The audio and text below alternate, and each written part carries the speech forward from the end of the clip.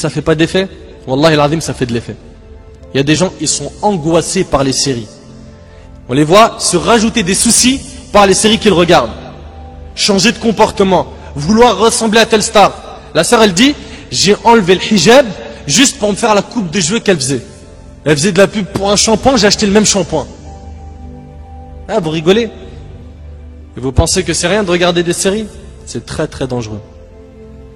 Je vais m'adresser maintenant un petit peu aux parents. Quel genre d'éducation voulez-vous que vos enfants aient si vous les laissez regarder des séries comme Desperate Housewives ou encore Sex and the City? Quelle éducation vous voulez qu'ils aient? Les séries TV peuvent être très dangereuses. Elles peuvent être en effet sujettes aux idées néfastes, fugues, drogue pour certains. D'autres tombent dans l'orgueil, dans la rivalité au niveau de la beauté, ou encore vulgarité, désir charnel, etc. Combien on en voit des jeunes tomber dans ces fléaux? Ils ne sont pas mauvais au fond, mais ils ne se rendent pas compte du grave impact que ça aura sur leur foi, sur leur famille, sur leur avenir ici-bas et dans l'au-delà. Quand tu vois H24 dans les séries, qu'une telle a réglé ses problèmes en fuguant avec son petit ami, et qu'ensuite sa famille l'a accepté, et que ça se répète, tu le vois dans plusieurs séries, à la fin tu te dis, ben peut-être que c'est la solution. Peut-être que c'est la solution. Ou bien, quand tu vois que l'autre se réfugie dans la cigarette et la drogue pour oublier ses problèmes, et avec tout ça, il a réussi dans sa vie. Tu dis, ben khlas, je reproduis le même schéma. Il a fumé cigarette et drogue et il a réussi sa vie. On fonce. Et en fait, pourquoi les gens se transforment après ces séries? Parce que la frontière entre la réalité de la vie et le cinéma, elle n'existe plus. La sœur, elle se fait du mal à elle-même et à sa famille en fuguant et coupant les liens de parenté, en espérant que ça finisse en happy end. Comme dans quoi? Les frères Scott. Elle a oublié que ses parents, ce ne sont pas des acteurs, que leurs sentiments, ce n'est pas du cinéma. Elle a oublié les recommandations de l'islam sur l'importance de la famille. Elle ne se rend plus compte de la gravité de ce qu'elle fait, parce que le mal, c'est devenu une bonne solution, vu comment ces séries nous présentent les choses. Et s'efforcer de faire le bien, c'est devenu trop demandé. Et wallahi, qu'on en voit des cas comme ça existe, ça, ce n'est pas du cinéma. Et chez les frères, pareil. On constate une hausse de la violence chez la jeunesse. De plus en plus de meurtres se font par des jeunes qui ont moins de 18 ans. L'école, censée être un lieu de socialisation, n'échappe pas à cette réalité. Les violences sont de plus en plus graves. Agressions d'élèves sur des professeurs ou sur des surveillants, coups de couteau, etc. Les jeunes se croient dans ce crime. Ils croient qu'il est dans un film, faut tuer tout le monde. Ils ont cru que leurs victimes, elles allaient se lever, leur dire coupez, on reprend après. Ils croient que tabasser quelqu'un, ça ne fait que des égratignures comme dans Prison Break. Écoutez bien, l'étude de Brandon Sanderwall de l'université de Washington, c'est un professeur de l'université de Washington. Il a fait une étude qui s'intitule « La télévision génère-t-elle la violence ?» Il dit, après avoir fait cette étude sur plus d'un pays équipé en téléviseur, il a dit que plus un pays est équipé en téléviseur, plus on y tue. Et c'est pas un musulman qui dit ça. Alors on se demande dans quel monde on vit. Mais notre monde, c'est devenu un plateau de tournage, un cinéma. Un hadith très connu de notre prophète alayhi salatu wassalam nous mettait déjà en garde il y a plus de 1400 ans. Le prophète alayhi salatu wassalam a dit « L'heure n'aura pas lieu tant que n'augmentera pas le harj ». Lorsque les compagnons radiyallahu anhum le questionnèrent à ce sujet, ils ont demandé « Mais qu'est-ce que le harj ?» Le prophète alayhi salatu wassalam a dit « Le meurtre rapporté par Muslim ». C'est des signes de la fin du monde, la multiplication des meurtres. Et nous avons aussi un autre hadith, comme preuve, le prophète alayhi salatu wassalam a dit « Par celui qui tient ma vie entre ses mains, ce monde ne disparaîtra pas avant que ne vienne une époque pour les gens où l'assassin ne saura pas pourquoi il a tué. Il a tué, pourquoi t'as tué? Je sais pas, t'as vu? Je sais pas. Écoute bien, où l'assassin ne saura pas pourquoi il a tué et la victime ne saura pas non plus pourquoi elle a été tuée, rapportée par Muslim. Et c'est malheureusement bien ce qui se passe. En bref, en négligeant l'impact de ces programmes sur nos comportements, il ne faut pas s'étonner si les jeunes parlent mal de plus en plus tôt, qu'ils ont des attitudes violentes, qu'ils ne se respectent plus et ne respectent plus les autres. Ça c'est donc 3, c'est quoi? La banalisation du haram. 4, la perte des valeurs. La télévision, ça te fait perdre tes valeurs. Toi, tu as des valeurs par ta religion. La perte des valeurs et surtout la diffusion des messages voulus. La télévision fait de nous des gens totalement esclaves, acceptant inconsciemment le modèle de la société occidentale. Les séries et les émissions qui passent tous les jours, 24 heures sur 24, semblent être une drogue qui nous oblige à nourrir notre âme de futilités colossales. Les séries sont imprégnées dans notre corps, coulent dans nos veines. Les personnages de ces films ou de ces feuilletons deviennent malheureusement nos modèles malgré leur comportement souvent exécrable. Mes frères et sœurs, à qui est-ce que vous voulez ressembler? Ces acteurs bling bling ou alors à la meilleure créature qui a existé sur cette terre qui est Muhammad sallallahu alayhi wa sallam? Savez-vous quel est l'être humain qui a eu le plus d'impact sur l'histoire si on se réfère aux historiens spécialistes sur le sujet?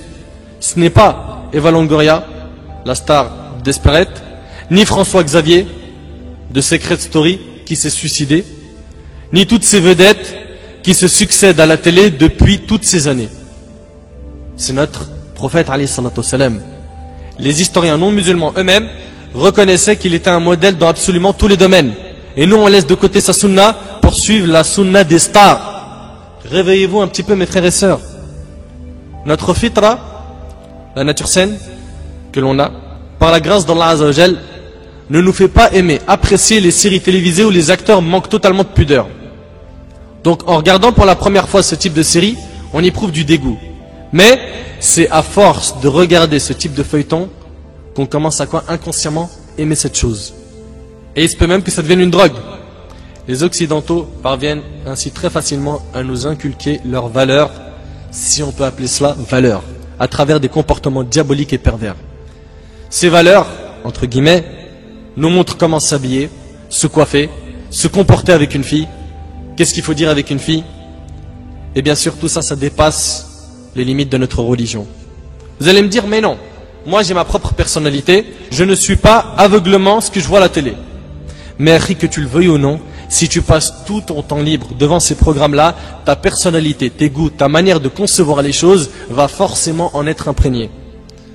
Et Allah subhanahu wa ta'ala nous a demandé de préserver notre propre personne. Il a dit: ô vous qui avez cru, préservez-vous ainsi que vos familles de l'enfer. Préserve-toi, préserve-toi, fais attention.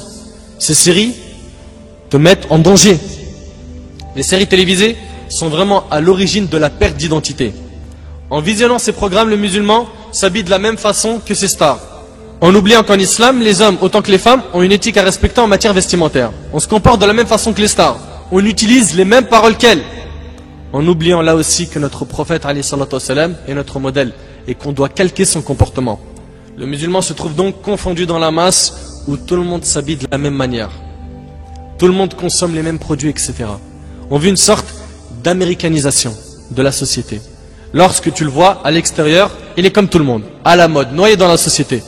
On reconnaît qu'il est musulman seulement par son prénom. C'est grave, wallahi.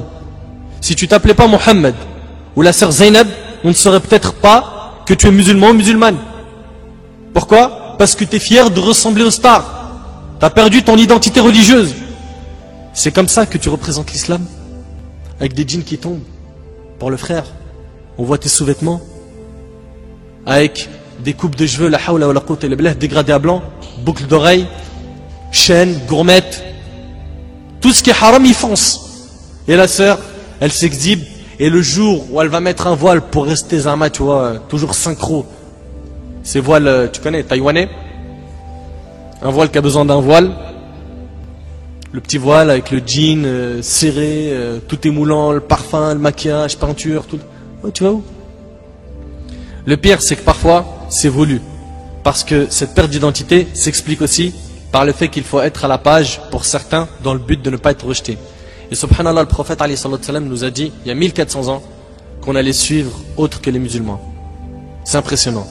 Dans le hadith d'Abu Sa'id al-Khudri, radiyallahu anhu, qui est rapporté par Muslim, le prophète alayhi salatu wassalam a dit: vous suivrez les voies de ceux qui vous ont précédés, empan par empan et coudée par coudée, même s'ils entraient dans le trou d'un lézard, vous les aurez suivis. On lui demanda: ô envoyé d'Allah, sont-ils les juifs et les chrétiens? Et il répondit: de qui s'agit-il donc d'autres? Rapporté par Muslim. Le prophète alayhi salatu wassalam, il a dit: vous allez suivre les juifs et les chrétiens empan par empan, coudée par coudée, même s'ils entraient dans le trou d'un lézard, vous allez les suivre. C'est impressionnant. Et Nabi alayhi salam, il en parle de cette perte d'identité. On n'est pas en train de dire qu'on doit être méchant, mauvais avec les non-musulmans. Non, mais on a notre identité et ils ont la leur. Chaque chose a sa place. S'il arrive qu'une camarade de classe te parle d'une série, ou surtout d'un chanteur, que tu ne connais pas, et que toute la classe en est informée, la première phrase que tu entends, t'es sérieuse là? Tu connais pas? Mais t'as la télé ou pas? Va lui dire que t'as pas la télé à sahbi. C'est chaud. Tu sors pas de la classe.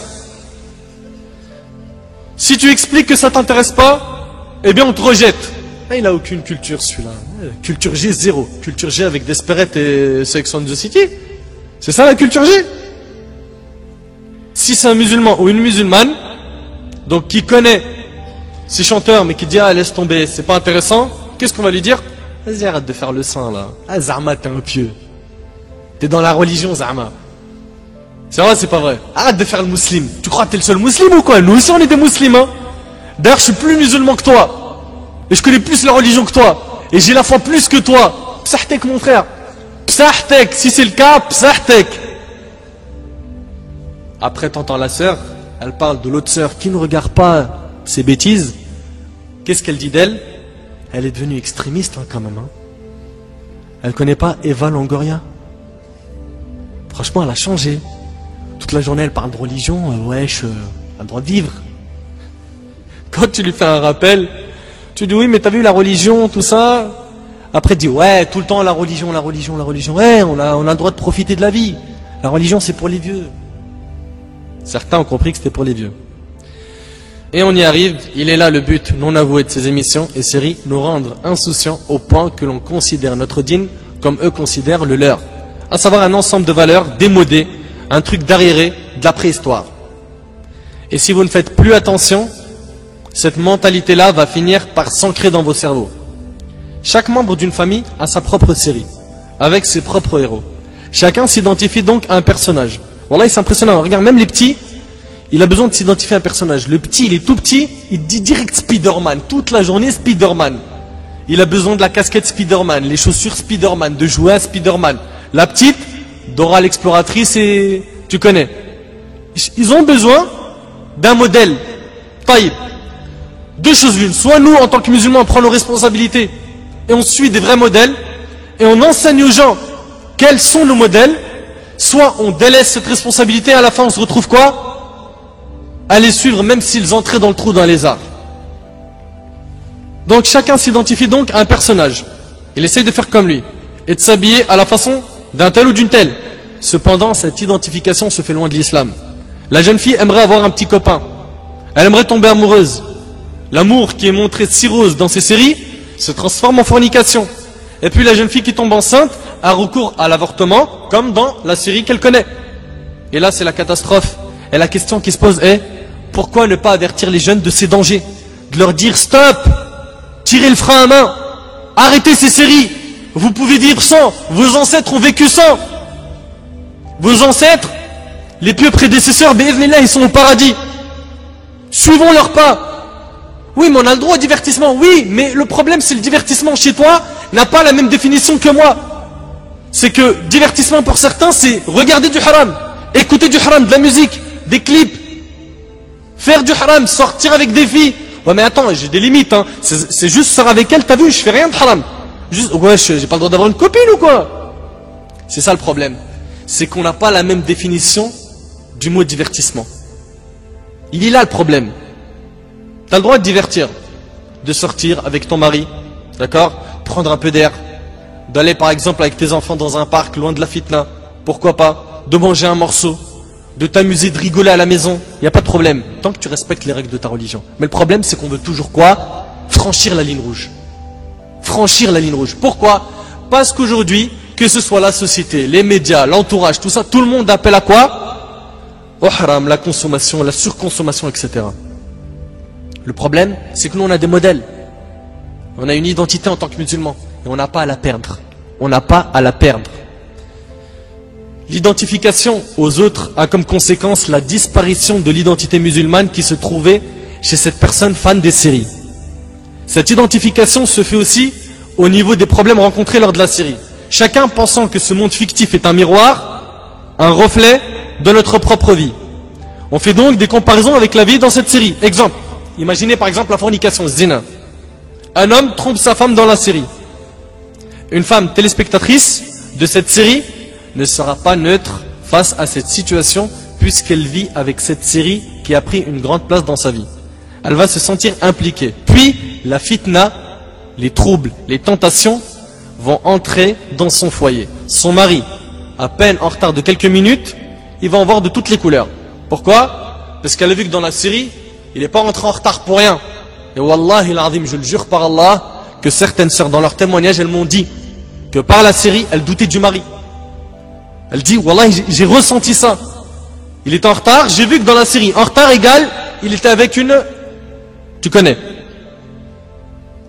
Et donc elle commence à quoi? À vivre réellement cette série. À la vivre et à la traduire en quoi? En mise en pratique, c'est plus de la théorie. Ça devient de la mise en pratique. Et ça y est, questionnaire, le mari pète un câble, bien sûr, il rentre, tu connais, hein, fatigué du travail, etc.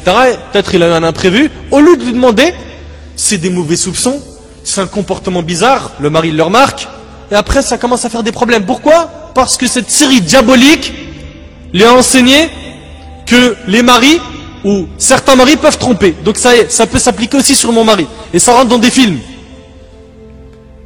Elle se dit, puisque l'acteur du film l'a fait, son mari aussi le fait sur moi. Et bien sûr, je ne généralise pas, je ne dis pas que toutes les sœurs sont comme ça, mais hélas, certaines tombent dans ce panneau. On le voit que ça crée des dégâts, que ça trompe notre esprit critique, mais on n'arrive pas à s'en passer. Aujourd'hui, quelqu'un qui n'a pas la télé chez soi, c'est une personne, subhanallah, qu'est-ce qu'on dit d'elle? Elle est perdue, mais il connaît rien, mais il sait pas ce qu'il rate. Oh là là, elle, la sœur, elle n'a pas de télé, qu'est-ce qu'elle doit galérer dans sa vie? Eh bien, j'adresse un message à ceux qui disent ça en leur disant, miskin ou miskina, c'est toi qui n'as rien compris. Akhil Karim et Urtil Karim, avec tout le respect que je te dois. Si certains, et rares sont-ils, arrivent à faire le tri entre ce que la télévision propose de bien et de mal, les autres, qui sont beaucoup plus nombreux, se laissent influencer. Il faut bien comprendre ce que je dis. Je ne suis pas en train de dire la télévision c'est haram, mais c'est la manière dont tu l'utiliseras, à bon ou à mauvais escient, qui déterminera le statut juridique de la télé. Tu regardes par exemple un dars, d'accord, d'un shirk à la télé. Comment on peut dire que c'est haram? À part bien sûr si le shirk dit n'importe quoi, que c'est un égard, etc. D'accord? Tu regardes une série Love to Love avec du haram à volonté. C'est halal ou c'est haram? Répondez. Est-ce que c'est halal ou haram? Chacun y répond en étant sincère au fond de lui-même. Taïb. Si tu es dans le doute, est-ce que tu aimerais être ressuscité devant Allah Azza wa Jal en étant en train de regarder cette série?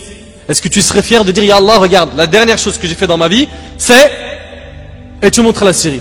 Tu serais fier? Pose-toi la question. Et sois sincère avec toi-même. Sois sincère avec toi-même. Pour déterminer l'usage de la télé, si son usage est un bien ou un mal, posons-nous deux questions. Le vrai mérite que cela nous apporte et la justesse de l'information. Regardez des séries où la fornication est répandue, la mixité, la musique, l'impudeur, etc. Ça c'est halal? En théorie, tout le monde va me dire non, c'est pas halal. Taïb. Qu'est-ce que t'attends pour passer de la théorie à la pratique? T'attends quoi? Ouais, mais ça va me faire un vide dans ma vie. Ouais. Tu sais pourquoi? Parce qu'en fait, tu n'as pas compris le but pour lequel tu as été créé sur terre. Tu n'as peut-être pas un vrai but dans la vie. S'il y a un but, il y aura un chemin qui va se tracer et ta vie va changer. S'il n'y a pas de but, tu tapes dans tous les sens, tu fais n'importe quoi. Sortie, d'accord, sortie, d'accord. T'es partant pour tout. T'as peut-être des limites, walakin, ta vie va dans tous les sens. Quel est ton but dans ta vie? Si c'est satisfaire Allah Azza wa Jal afin d'avoir le paradis, crois-moi que tout ça, tu vas t'en débarrasser facilement. Crois-moi que tu vas t'en débarrasser facilement. Au début, ça va être dur. Au début, ça va être dur. Je vous l'ai déjà dit dans certains audios, qu'Allah subhanahu wa ta'ala me pardonne, j'étais plus qu'accro à la musique, mais à un degré, tu n'imagineras pas. Et le jour où j'ai su déjà, que c'était haram, je te parle pas du choc cardiaque, je t'en parle pas, Et le jour où on m'a dit non, t'as pas le droit de les donner, alors que j'avais de l'inédit de chez l'inédit, qu'il fallait les jeter à la poubelle, j'avais l'impression de jeter mon cœur à la poubelle. Mais là, alhamdoulilah, je sens vraiment qu'Allah m'a permis de purifier mon cœur de ces poisons. Donc ça, c'est le quatrième dégât qui est la perte des valeurs et l'image qui est diffusée par ces médias. L'image voulue qui est diffusée par les médias. Cinquième dégât des séries télé, bien sûr, ils sont nombreux, on n'en a pris que 6. Cinquième dégât, la cassure des liens familiaux. Comment ça? La cassure des liens familiaux. Mais non, tu pars trop loin. Bah écoute-moi, Allah yahdik, écoute-moi, patiente un petit peu. Le cinquième point que l'on va aborder sera assez court mais concis. On va voir ici les conséquences de ces programmes sur les liens familiaux. Quand la télé prend une trop grande place à la maison, elle limite dangereusement les relations fraternelles entre les différents membres de la famille. Au lieu de rentrer chez soi et de pouvoir partager des moments chaleureux auprès de ses parents, qui échangent avec leurs enfants, etc., chacun se retrouve isolé où personne ne parle à l'autre. Les membres d'une même famille se voient à peine. Ce constat, des non-musulmans s'en plaignent et ils vous le diront. Et billahi alaykum, est-ce que vous voulez laisser le rôle d'éducateur et de modèle à ceux qui tirent les ficelles derrière vos écrans? Vous voulez que ce qui éduque la maison, ce soit la télé, ce soit ça le modèle à suivre, ou que ce soit vous? Si vous voulez que ce soit vous-même, les éducateurs, pose-toi la question combien de fois tu allumes la télé et pendant combien de temps? Vous voulez calmer un enfant? Hop, mets-le devant la télé, mets un dessin animé. Vous voulez faire plaisir à votre frère? Viens, j'ai un nouveau DVD, il est mortel, tu vas voir un film canon. Vous voulez éduquer? Qu'est-ce que vous dites? Mais non, si, ils l'ont dit à la télé. La référence, c'est plus le Coran et la Sunna. Si, la télé, elle l'a dit. La télé, c'est devenu le père, la mère, le prof, tout. Attention, la télé, c'est loin d'être une référence à tous les niveaux. Rappelez-vous constamment du but de ceux qui tirent les ficelles derrière l'écran. Vous devez garder un œil attentif et une vision éclairée sur cette société et ses rouages, si vous voulez préserver votre foi et votre famille. À l'heure actuelle, la cellule familiale en France est complètement éclatée. Et ils se permettent ensuite de venir taper sur le mode de vie des musulmans. Alhamdulillah, si on n'en est pas arrivé à leur point, bien qu'on les suive dangereusement. C'est que l'on essaie quand même de rester accroché à nos valeurs, il faut donc les préserver. Je vous laisse écouter par vous-même comment ces séries et émissions de perversion ont détruit la vie d'une sœur. Elle dit, mon ex-mari était un accro à la télé. Sa journée c'était la banquette, la télé, manger et la télé. Aucun loisir en famille. Mon fils qui avait 2 ans, à l'époque lui ramenait sa couette pour s'envelopper sur sa banquette et le papa, il disait « Merci petit bouffon ». Il dit ça à son petit enfant de 2 ans. Quel homme, nous dit la sœur, le flemmard de base, vivant du RMI jusqu'à ce que j'aille travailler. La hawla wa la quwwata illa billah. En plus de tous ces vices, il y avait les films pornographiques. Et ça, on pourra en faire un ders complet. Il y avait les films pornographiques, plus Internet, où il passait son temps, me délaissant carrément pour ça, jusqu'à ce que je me sente dévalorisé et rejeté. Cet homme-là m'a détruite psychologiquement. À cause de quoi? D'un poison qui s'appelle la télé. Et je vous dis une chose qui me concerne, j'étais pas de ceux, et jusqu'à maintenant, qui disent que la télé, elle est haram. Tout dépend de son utilisation, comme le net, comme toute chose, de manière générale. Walakin, quand j'ai vu que ça aspirait tant mes enfants, et que à chaque fois qu'ils rentrent, il faut qu'ils regardent un dessin animé, et le matin, un dessin animé, j'ai décidé de l'enlever. Wallahi, depuis, je sens déjà dans la maison que les esprits sont, ils respirent. Alors qu'avant, c'est des moutons. On encaisse, et des fois on a même tendance à croire qu'on est en train de partager un moment familial, alors que quand on regarde la télé, ce n'est qu'une consommation personnelle de chaque membre de la famille. C'est pas un moment familial, c'est une consommation personnelle. Et ça détruit les liens familiaux. Donc la sœur, elle dit, en plus de tous ces vices, il y avait les films pornographiques, plus l'internet où il passait son temps, me délaissant carrément pour ça, jusqu'à ce que je me sente dévalorisé et rejeté. Cet homme-là m'a détruite psychologiquement. Et jusqu'à présent, je garde en moi un manque de confiance totale. Alors oui, la télé fait des dégâts, car elle peut amener au divorce, au viol, à tuer, voler, forniquer, idolâtrer des stars, et ça vous pouvez le souligner 100 fois, idolâtrer des stars, pleurer quand ils pleurent, être heureux quand ils sont heureux. Il y en a même, ils sont capables de changer de religion. Wallah, je me rappelle, il y en avait un dans ma classe, il me disait, si Michael Jackson il embrasse l'islam, demain je suis musulman. T'arrives à imaginer à quel point ils sont attachés aux stars? Alors gardons l'œil bien ouvert et soyons vigilants dans le choix de nos programmes. Wallahi, c'est triste. C'est triste d'en arriver là. Vos familles ont un droit sur vous. Un droit que tes émissions n'ont pas. Comment peut-on les préférer à nos propres familles? Vous voyez, ces gens, je ne pense pas qu'ils soient profondément mauvais. Ils ont juste négligé l'impact que ça provoquait de passer sa vie devant l'écran, au point de devenir des no-life. Et ils détruisent leur vie et celle de leurs proches. Et ça peut arriver à n'importe qui parmi nous.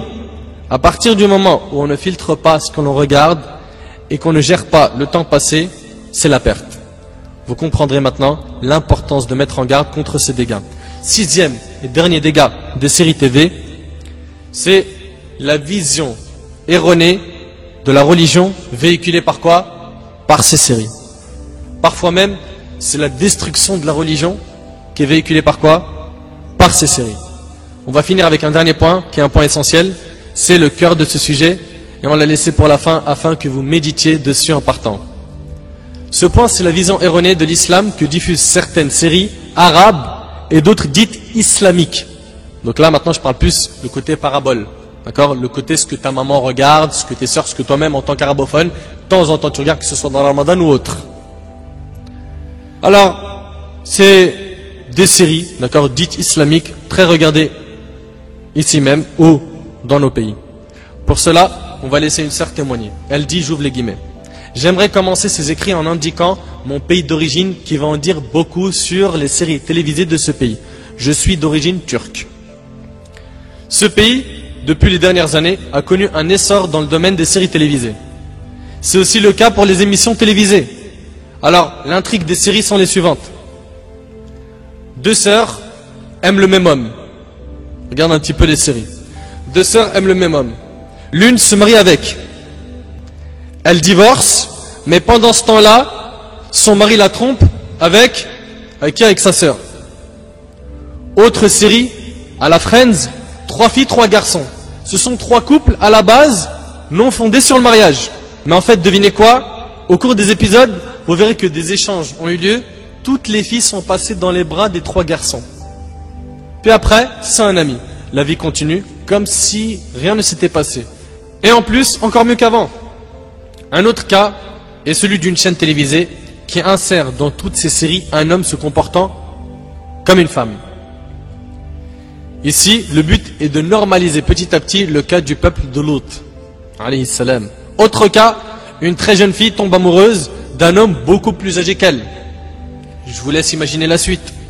Les thèmes sont tous dramatiques. Ils se produisaient dans l'une des familles musulmanes. Je ne veux même pas en imaginer les conséquences. Et pourtant, ces émissions et séries sont regardées en famille. De l'enfant qui a 4-5 ans, aux grands-pères et grand-mères qui ont 70 à 80 ans. Il n'y a donc plus de tabou. Dans notre enfance, lorsqu'on regardait un film, la seule scène dite haram était un bisou. D'accord? Là, on rougissait et on fermait les yeux. La maman d'ailleurs, elle s'en chargeait. Ferme vite les yeux. Un enfant était innocent. Il se préoccupait avant de quoi? De ses jouets. Et il profitait de son enfance. Mais aujourd'hui, un enfant connaît tout. Il connaît ce qu'il ne devrait pas connaître à son âge. N'est-ce pas? Le mot innocence ne fait plus un tout avec le monde des enfants. Les enfants sont dans le monde des adultes, qui eux sont dans un monde fictif très lointain. La télévision est dans toutes les maisons le centre de tout. Les fauteuils, les meubles sont placés en fonction de celle-ci. Elle est en quelque sorte devenue la qibla de la maison. On s'assied et on se tourne vers la télévision. Et lorsqu'on va en visite familiale, on n'y va plus pour parler.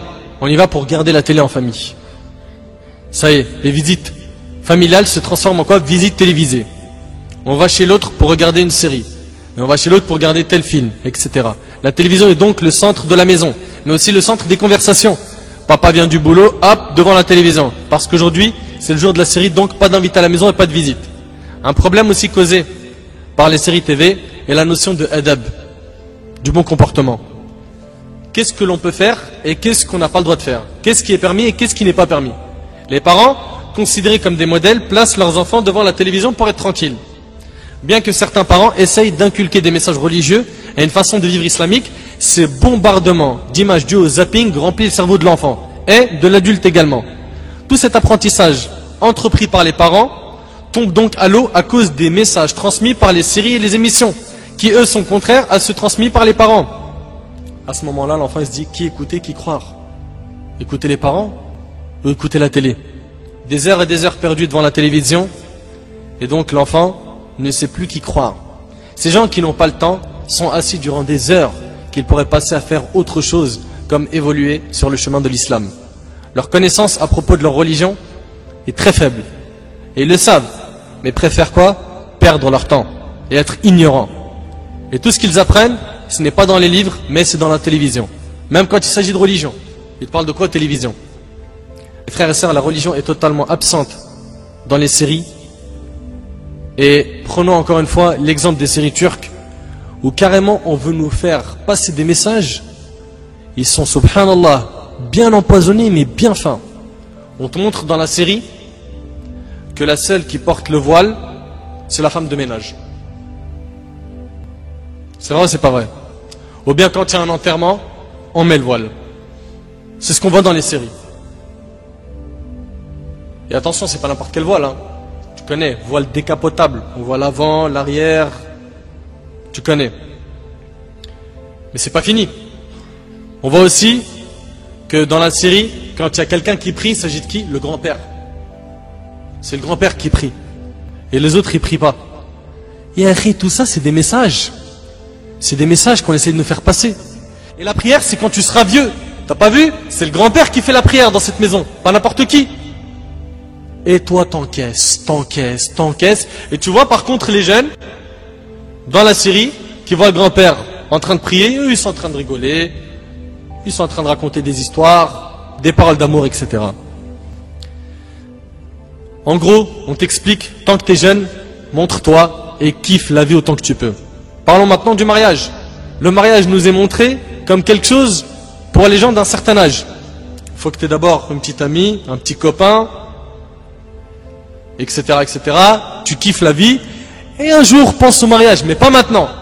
Sans compter qu'on te montre que dans les mariages, il y a que des divorces. T'encaisses.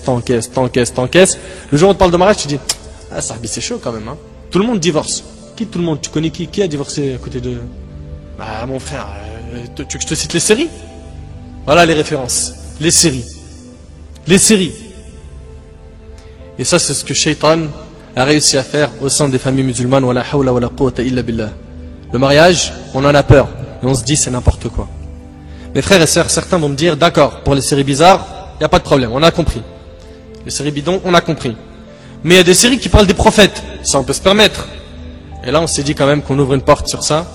Parce que représenter des prophètes ou des compagnons, c'est interdit en islam. Pourquoi? Parce que quoi que tu essayes de les représenter, tu n'atteindras jamais leur vraie image. Et donc, tu ne feras que de les rabaisser. Subhanallah, je me rappelle il y a quelques années, sans savoir que c'était interdit, des séries. Parmi ces séries, j'avais vu la vie de Cheikh al-Islam ibn Taymiyyah. En série, tout ça, tu vois, petite série d'1 heure, où tu apprends la vie de Cheikh al-Islam ibn Taymiyyah. Sa maman, Ibn Taymiyyah, elle vient lui parler, elle a 5 tonnes de maquillage, un voile rouge. Et lui, il a une barbe, alliance ethnique. Et après, on me dit, c'est Ibn Taymiyyah? C'est quoi ça? T'es en train de quoi? De rabaisser Cheikh al-Islam. Quoi que tu essayes de représenter comme image, tu ne pourras pas représenter celle des prophètes, ni du prophète al-Islam, ni des compagnons. Donc il ne nous est pas permis ni de regarder ça, ni d'encourager, ni d'apprendre notre religion par ces séries. Comme l'a rappelé une sœur, même dans les chaînes arabes, notamment celles du Liban, Égypte et Dubaï, il y a en ce moment, avec la diffusion d'une série sur Sulayman alayhi salam, où on déforme son histoire sans complexe. Sans compter, alors là, je te raconte même pas les mensonges que l'on dit sur les prophètes. On pourrait aller plus loin encore en disant que ces derniers temps, dans plusieurs films et séries, les musulmans sont considérés d'une manière dégradante. Les méchants dans l'histoire, maintenant ce ne sont plus les Russes ou les mafiosos italiens. Comme dans les films à l'ancienne. Non, maintenant, c'est qui les méchants? C'est sûrement un arabe, sûrement un musulman. Sûrement. On te présente toujours le voleur, c'est un arabe. Aladdin, c'est lui le voleur. Foulen, c'est lui le voleur. Toujours le voleur, c'est un arabe, c'est un musulman. Les méchants maintenant, ce sont les musulmans. Toujours représentés avec une grosse barbe et des sourcils froncés. Hein, et ils nous regardent comme des pigeons. Alors qu'ils tentent par là de créer une peur de l'islam et de salir l'image de la barbe, l'image de la sunna du prophète alayhi salatu wassalam.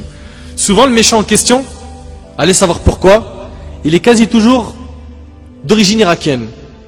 Quelle coïncidence. Histoire peut-être de justifier implicitement les crimes américains en Irak. Histoire de s'attirer les faveurs de l'opinion publique, de se faire passer pour des héros venus apporter la liberté. Alors que leur seul but, c'est qu'on se libère de quoi? De notre religion. Qu'on la délaisse. Restons donc vigilants, mes frères et sœurs. Ces programmes-là sont des pièges qui sont là pour torturer notre foi, nos esprits, nos vies de musulmans. Et au lieu d'avoir une vie saine, équilibrée, on a des vies qui sont perturbées à cause de ces séries, des vies pleines de tristesse et d'angoisse à cause justement de ces poisons véhiculés par différentes séries. En conclusion, les séries et émissions TV nous sont présentées en apparence comme des programmes divertissants, reposant des passe-temps. Mais elles sont en réalité un moyen de détruire votre esprit critique, de vous bombarder d'idéaux qui n'ont rien à voir avec l'islam via les messages subliminaux, de vous montrer comment penser, qui prendre comme référence, comment se comporter, etc. En gros, c'est le mode d'emploi pour être une parfaite marionnette. Mes frères et sœurs, si ce thème a retenu autant l'attention de nos auditeurs et qu'ils l'ont choisi pour en faire un dars, ce n'est pas pour rien, ce n'est pas un hasard. C'est Allah subhanahu wa ta'ala qui l'a voulu. Vous avez dû tous vous rendre compte, en observant la communauté autour de vous, que les séries et émissions auxquelles beaucoup de musulmans sont accros les détournent de l'islam à leurs dépens. Vous avez dû constater la perte de valeur qui s'ensuit. C'est donc un devoir dès maintenant pour chacun d'entre nous de se reprendre en main, de vous protéger, vous et vos familles, de l'idéologie des bêtises qui sont véhiculées par quoi? Par tous ces programmes que l'on voit à la télé. On ne vous a pas dit de jeter vos télés, car dans un sens c'est toujours important d'avoir un œil sur la façon dont ils manipulent la masse et sur la désinformation constante pour pouvoir ensuite faire une contre-da'wa, mais ceci n'est pas donné à tout le monde. Si vous êtes fragile, le mieux c'est de laisser ça de côté. Enlève la télé de chez toi. Mais non, pas ça. Enlève si tu es capable. Si tu n'es pas capable, diminue le rythme.